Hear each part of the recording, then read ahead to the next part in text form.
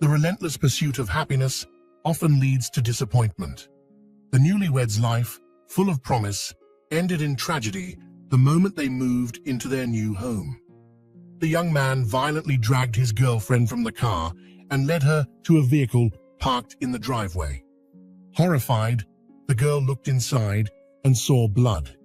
He then pulled her into the house, where an even more horrific scene awaited them in the bedroom.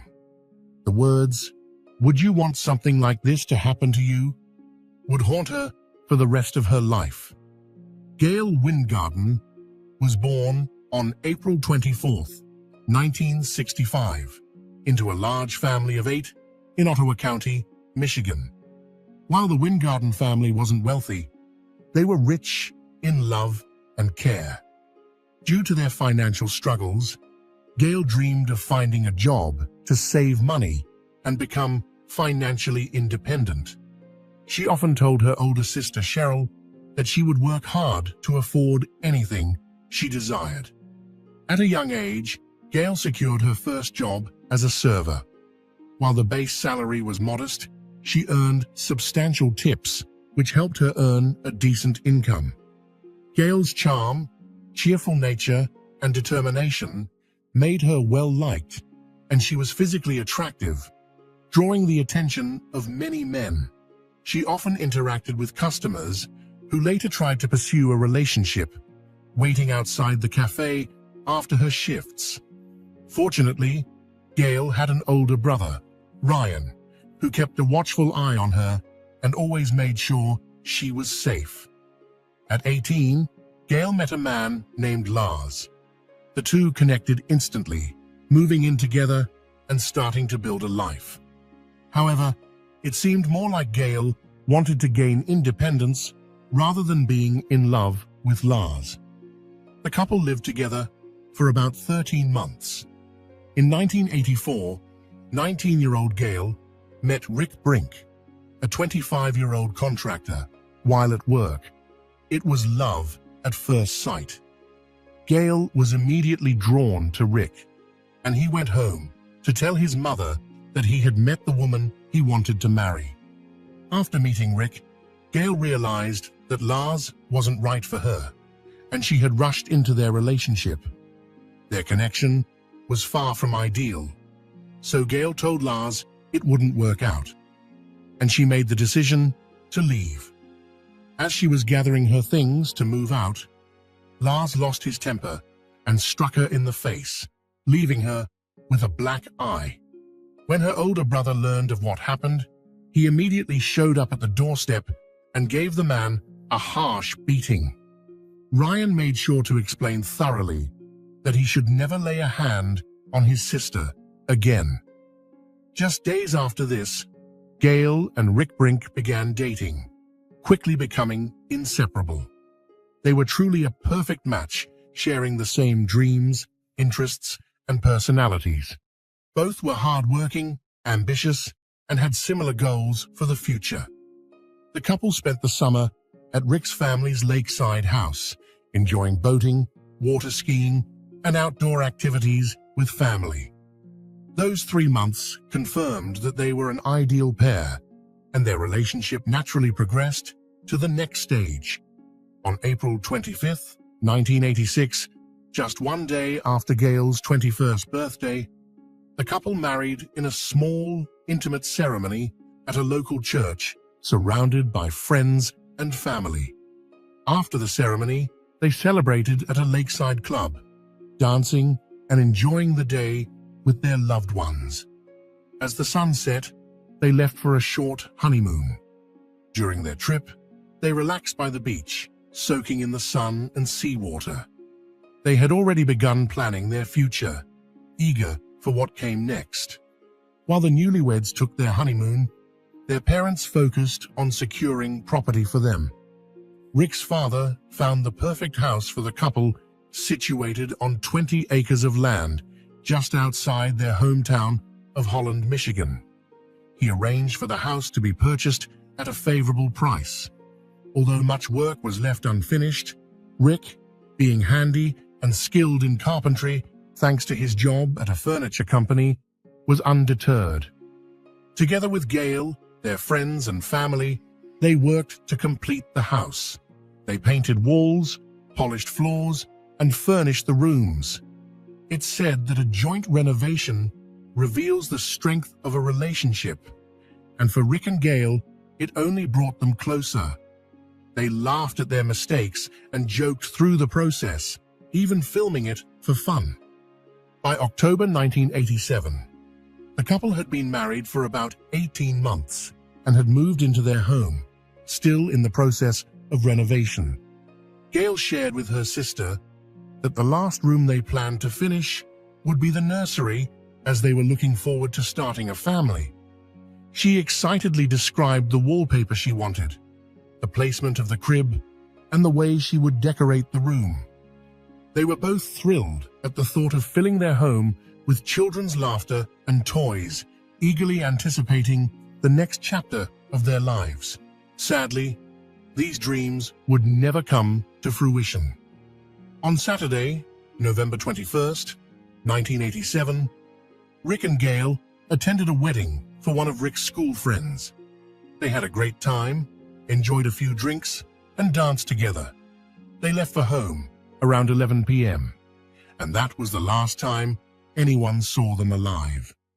2 days later, on November 23rd, neither Rick nor Gail showed up for work. Rick, known for his reliability and hard work at the furniture company, was uncharacteristically absent without notifying anyone. Rick's boss immediately sensed something was wrong when Rick failed to show up for work. He called the Brinks home phone, but there was no answer. The supervisor then reached out to Rick's parents to inquire why their son hadn't responded to calls or come in. Rick's parents were shocked such behavior was unlike him, so they called Gail's office, only to learn that she hadn't shown up either. Concerned, Rick's parents and his boss headed to the Brinks house to figure out what was going on. They wondered if perhaps the couple was sick, had overslept, or had encountered an accident. When they arrived, they noticed Rick's Chevrolet Blazer parked in the driveway, which brought a sense of relief, as they assumed he must be home. However, as they approached the vehicle and looked inside, they were horrified to find Rick's lifeless body in the driver's seat, slumped toward the passenger side, his head almost resting against the door. His face was covered in blood from a gunshot wound. Stunned by the sight, his parents refrained from entering the house, fearing the worst, and immediately called the Ottawa County Sheriff's Department to report the incident. When authorities arrived, they entered the house and made their way down the hallway to the master bedroom, where they discovered Gail's body. At first, she appeared to be sleeping, her head tucked under a pillow, but upon removing the pillow, they found it soaked in blood. Gail had been shot 3 times at point-blank range in the face. The execution-style nature of the killing led police to initially theorize a murder-suicide, thinking perhaps an argument between the couple had escalated, with Rick shooting Gail and then attempting to take his own life. However, this theory was quickly disproven. No weapon was found in Rick's vehicle, ruling out the possibility that he had killed himself or Gail. The discovery pointed to a third party being involved in the brutal slayings of both Rick and Gail. The perpetrator had likely killed both victims and taken the weapon with them. Later, it was determined that the murder weapon was a .22 caliber revolver. Rick, like Gail, had been shot in the head. He had 2 gunshot wounds on the left side of his head, and a bullet hole was found in the passenger side window, which had shattered. The driver's side window was partially rolled down, leading investigators to believe that the shooter was someone known to the couple, as Rick likely lowered the window to speak with them, feeling no immediate threat. This theory was further supported by the fact that Gail's face had been covered with a pillow, a common action by perpetrators who know their victims. It suggested that after the killings, the shooter may have experienced guilt or remorse for their actions. It quickly became clear that this was not a robbery. There were no signs of forced entry, and everything inside the house was in order, with items neatly arranged where they belonged, except for some clothing scattered across the bedroom floor. Rick's wallet containing a large sum of cash was found on the kitchen counter, and Gail's jewelry remained out in the open, undisturbed. No weapon or shell casings were found at the scene, indicating that the perpetrator had taken the gun with them and had taken time to clean up. There was no physical evidence to help with the investigation, no foreign fingerprints, hair, or other trace evidence. Only the victim's fingerprints were found, with one faintly smudged print discovered in the bathroom and another on the phone. These were not in police databases and could have come from guests or family members who had visited the couple. The autopsy revealed that the deaths occurred early Sunday morning, November 22nd, shortly after the Brinks had left the wedding celebration. Gail's brother Ryan mentioned that he had tried calling his sister that Sunday afternoon, but she hadn't answered, which helped confirm the time of death. With no physical evidence, investigators began questioning the couple's friends, colleagues, and relatives. Ryan told the police about Gail's previous relationship with an ex-boyfriend, Lars, mentioning that they had fought when Lars had struck Gail. Ryan suggested that Lars might still have lingering feelings for Gail and could have been jealous of her marriage. Detectives immediately brought Lars in for questioning and a polygraph test. He passed the test and had a solid alibi, so he was ruled out as a suspect. Several days into the investigation, the previous homeowner, known as Shotgun Sit, approached the police. He was a member of a notorious Detroit motorcycle gang, known for human and arms trafficking, as well as drug distribution. As a police informant, he had worked with federal agents to report those selling drugs to minors, which had made him a target for multiple assassination attempts. Shotgun Sit believed that the perpetrator might have been after him and mistakenly targeted the Brinks, thinking they were his relatives. However, after a month of investigation, no evidence linked the motorcycle gang to the murders. A new lead emerged when another crime took place on Christmas Eve, just 2,600 feet from the Brinks' house. 30-year-old Deborah Wilson, who had attended the same high school as Rick, became the victim of a violent attack. Her husband returned home early in the morning to find her missing from their bedroom, the lights on, and the sliding door leading to a field open. He called the police, and while searching the field for traces of Deborah, he found her body, stabbed multiple times. Given the proximity to the Brinks' home and the connection through high school, police suspected a link between these two murders and soon connected them to another case. In July 1977, 20-year-old Deborah Polinsky was found stabbed multiple times in her bedroom, just a mile away from the Brinks' home. Police theorized that all three cases were linked to a serial killer, and the small town of Holland became gripped with fear, realizing a killer who had taken multiple lives was still at large. The brutal double murder of the young couple shocked not only the local community, but also made headlines across Michigan. Despite the detectives' efforts to find connections between the three cases, none were found, and the investigations were stalled. Over time, the case files sat untouched in archives for 2 decades, and friends and family of the victims began to lose hope for justice. However, in 2009, the Ottawa County Sheriff's Department created a cold case unit to focus solely on unsolved cases. Detectives Dave Blakely and Venus, who had worked together for 7 years, took on the task. They knew that loyalties often changed over time, and those who once kept dark secrets or protected someone might feel differently after decades.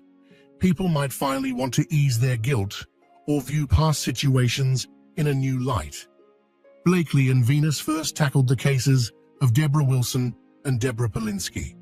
But when one suspect passed away and another confessed, they shifted their focus to the Brink murders. They started by reviewing the case files, double-checking witness testimonies, and revisiting any inconsistencies. They discovered some irregularities in the account of Gale's brother, Ryan Wingarden. His girlfriend, Pam, who later became his wife, initially confirmed that they had gone to the laundromat that evening after running short of coins. They stopped by Pam's friend's house to borrow money, then returned home and spent the rest of the night together. However, during a polygraph test, Pam was asked if she had been with Ryan the entire night, and she answered no. This contradiction was overlooked at the time, but the new team of detectives decided to question Pam and Ryan again. Often, a small detail like this can unravel a complicated case. Although Pam and Ryan had never been considered suspects, investigators typically ask everyone about their whereabouts during the time of the crime.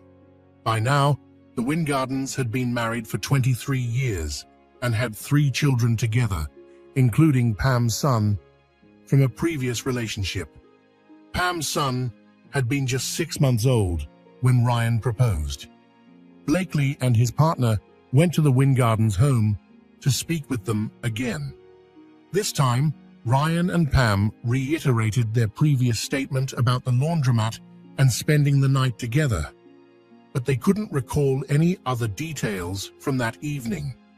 Despite not having anything concrete against Pam, the detectives found this inconsistency troubling. They decided to investigate further into the couple's past and speak with others who knew them. They soon learned that in 1987, when the murders occurred, Ryan was dating 2 women at the same time. One of them was named Crystal Bann. The detectives decided to locate Crystal and ask her a few questions about her former boyfriend. It turned out that while she and Ryan had broken up, they had remained on good terms, almost like friends. The detectives were about to depart when Chris informed them that, in his opinion, Ryan treated his sister Gale somewhat differently than his other sisters. At times, he made such offensive remarks about her that it became evident that despite their familial ties, he was attracted to her. Once, after the death of his sister and her husband, Ryan admitted to Chris that he had had an intimate relationship with Gale that began when he was 12 years old and his sister was 9. The man claimed that these relationships were consensual, with the exception of the last time Gale said no, but he coerced her detectives Blakely and the rapper. That 9-year-old Gale could have entered into any consensual relationship. Most likely, she was the victim of her older brother's manipulation and control. Chris then explained how Ryan showed her a picture from a boating trip with his sister in which Gale was wearing a bikini, and the man described her as attractive and seductive. His lustful gaze on his sister's photo led Chris to believe that Ryan had inappropriate feelings for Gale, feelings that were obviously not brotherly. However, the detectives had to keep looking and try to gather some evidence, because the ex-girlfriend's claim that Wingarden was infatuated with his sister was obviously insufficient to accuse him of the double homicide. They decided to speak with other Wingarden family members and were shocked to learn that Ryan's older sister Cheryl hadn't really been in contact with her brother for the past several years. They had argued after their father's death and hadn't even spoken for a long time. After Ryan's police interrogation, he suddenly reached out to his older sister and suggested they put aside all past grievances and reconcile. When detectives informed Cheryl about the details Chris had provided regarding Ryan's harassment of Gale, she was left speechless and in shock. She had no idea such things could have occurred within her own family. Cheryl speculated that Gail had kept quiet about Ryan's behavior because she feared her sister's reaction. Gail surely knew that Cheryl wouldn't remain silent and would confront their brother immediately. Cheryl then remembered a strange comment Ryan made at Gail's funeral. He said he could vividly imagine how the crime unfolded. The perpetrator walking down the hallway in the Brinks house and finding Gail in bed. Ryan even wondered aloud if he could have done something like that. At the time, Cheryl had assumed Ryan was just overwhelmed by grief over the loss of his younger sister. But in retrospect, it seemed much more unsettling. Further discussions with Ryan's relatives and friends supported the information provided by his ex-girlfriend Crystal and revealed more suspicious behavior. It was discovered that Ryan had offered one of his friends to buy Gail's waterbed at a good price, the same bed where she had been killed. He also went through her personal letters after her death, found several messages from men, and burned them, claiming he didn't want other family members to see them. Another friend told investigators that Ryan had openly discussed his intimate relationship with Gail, and he even talked about it with his stepson. Ryan's aunt recalled that just before the tragedy, both nephews had called her, each complaining about the other. Gail was upset with her brother for not repaying the money she had lent him for a car, while Ryan was frustrated that his sister had distanced herself from the family after marriage, focusing only on her own affairs. She refused to allow their parents' mobile home to be placed on her property, where they were living with the younger children at the time, arguing that it wasn't safe due to ongoing renovations. These tensions between Ryan and his sister made investigators suspect that he might be involved in the deaths of Gail and Rick. However, the police still lacked physical evidence to link him to the crime. They needed something more solid, so they decided to bring Ryan's wife Pam in for another round of questioning, as they were convinced she knew more than she had revealed. When Pam was questioned at the police station, she arrived with her husband. Compared to the mild-mannered Pam, Ryan appeared harsh and domineering, insisting on being present during his wife's interrogation, though he was not allowed. His nervousness was obvious. The interview with Pam lasted for 3 hours. After some time, she admitted that her husband's alibi for the night of the murders was false. Although they had gone to the laundromat around 6 p.m. and returned home no later than 8 p.m. Ryan had left again shortly after, and Pam had no idea where he went. He didn't return until the following morning. At the time, the couple was experiencing financial hardship, and Ryan occasionally dealt illegal substances to make ends meet. Pam feared that if the police learned about his illegal activities, it could get him into serious trouble. So she had provided him with an alibi, saying he was home all night. Ryan had pressured her into maintaining this lie for years. That was all Pam shared with investigators, and they couldn't extract more confessions from her. However, they sensed she was withholding something. It seemed likely that Ryan had a tight grip on her, or that she was simply too afraid of him to tell the whole truth.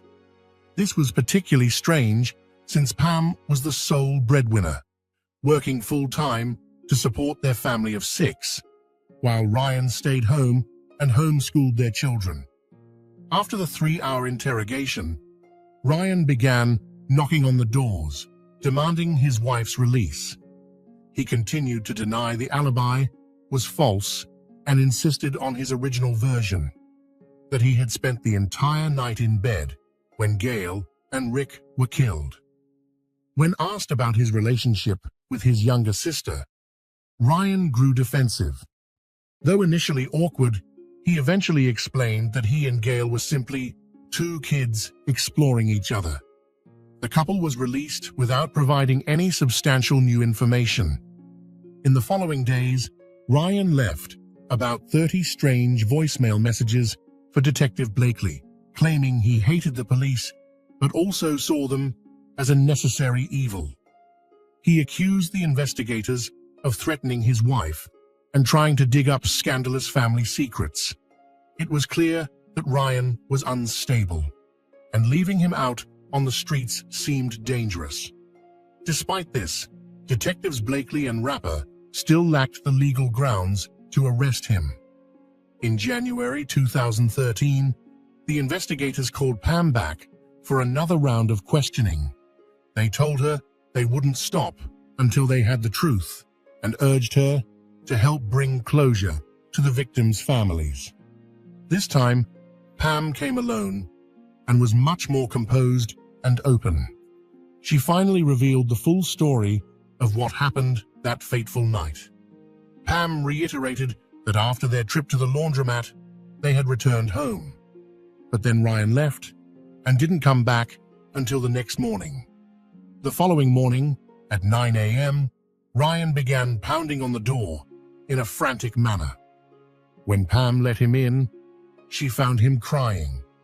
Ryan then confessed that he had shot his younger sister and her husband. Naturally, Pam was in complete shock. At that time, she and Ryan had only been living together for 3 months, and she was a single mother with a 6-month-old son. Ryan had been kind and caring toward the boy, and Pam had hoped for a happy future together. But in that moment, Ryan shattered all of those hopes with one devastating admission. Ryan had gone to Rick and Gail's house the previous evening to discuss family matters. He owed his sister money for a car payment and wanted to address the issue of their parents' mobile home. Instead of having a calm conversation, the situation escalated into a fierce argument. Rick, upset, demanded that his brother-in-law leave and never return. Gail, equally upset, went to the bedroom while an angry Ryan stormed out. However, he returned 20 minutes later, claiming his car wouldn't start. He asked Rick to help him get it started. Once Rick got into the car, Ryan shot him twice in the head through the open driver's side window. He then entered the house, where Gail was sleeping, and shot her 3 times in the face. Ryan explained to Pam that he was frustrated with his sister's behavior after her marriage, feeling that Gail had forgotten about her family. As Pam absorbed this horrifying information, Ryan forcibly dragged her to the car and drove to the Brinks house. There, he showed her the gruesome scene of Gail's lifeless body. He warned Pam that if she ever told anyone about what had happened, the same fate would await her and her son. Ryan then took Pam back to their home, where he showed her the .22 caliber revolver he had used in the murders and a bag containing his blood-stained clothes. Ryan had fabricated an alibi for the night of the killings and, using threats of violence, coerced Pam into repeating it to the police. She kept this terrible secret for the next 25 years, attending the funerals of Rick and Gail, interacting with grieving relatives, all while knowing the truth about who had taken the young couple's lives. Pam couldn't reveal what had happened, fearing for herself and her son. It's likely this fear is what led her to marry Ryan and have 3 more children with him. Ryan had so thoroughly intimidated Pam that he could manipulate her completely. She was the primary breadwinner, but he controlled every aspect of her life, checking on her daily at work, preventing her from making friends, and dictating her every move. Essentially, Pam became another victim of Ryan's abuse. It's hard to comprehend that someone could know the truth and hide it so carefully for 25 years while Rick and Gail's families grieved. After Pam's 3-hour police interrogation, where she admitted to providing a false alibi, Ryan called her a traitor and threatened to kill her. He then switched tactics, trying to convince Pam that the detectives had mistreated her and forced her to lie. Ryan even planned to sue the investigators for their alleged misconduct, but he limited his efforts to leaving threatening voicemail messages for one of the detectives. As Pam continued to confess the truth to the police, Ryan relentlessly called and messaged her, dialing her number more than 100 times. Realizing that Ryan was becoming more dangerous, the detectives decided it was time to arrest him before he could harm anyone else. The criminal, hiding his dark secret, was arrested that same day to prevent him from destroying any evidence or fleeing. While Ryan awaited trial behind bars, he sent Pam 29 letters, accusing her of lying and pleading with her to retract her testimony. The trial of Ryan Wingarden began in March 2014, when he was 51 years old. The prosecution argued that he killed his sister and her husband to prevent Gail from revealing their incestuous relationship to Rick. Ryan was also jealous of Gail's success, as she had managed to improve her life while he struggled financially. During the trial, 60 witnesses testified against Ryan, with Pam being the key witness. She confirmed everything she had previously told investigators. In response, Ryan jumped from his seat, shouting that she was an evil woman with a black heart trying to tarnish his name, leading to his removal from the courtroom. One of Ryan's cellmates later revealed that while in custody, Ryan boasted about committing the murders. He also spoke of his sister Cheryl, who had spent the past 25 years trying to solve the case of Gail and Rick's deaths. Ryan confessed that had he known how much trouble Cheryl would cause him, he would have killed her too. During the next court session, Ryan testified in his defense, but his testimony was incoherent. He first denied the accusations of harassing his younger sister, claiming that they were just children engaging in a peculiar game. He described 3 incidents with Gail. The first, when they were 9 and 12, when they were naked in the shower and compared body parts. The second, when they were around 12 and 15, when they tried smoking marijuana and touched each other briefly. And the third, when Ryan was 15, and he made advances on Gail while using marijuana. Ryan insisted all these incidents were consensual, and he did not consider them horrible. He claimed that if Gail had told her husband about them, he wouldn't have cared, and so he had no reason to kill her or Rick. Ryan was visibly emotional and claimed that he couldn't understand why Pam and Cheryl testified against him. He believed the authorities pressured them to testify in a way that would convict him. Despite his defense attorney's efforts to distort the facts, the jury found Ryan guilty of the murders on March 28, 2014. He was sentenced to 2 life terms without the possibility of parole. Even during the sentencing, Ryan repeatedly interrupted the judge, continuing to assert his innocence.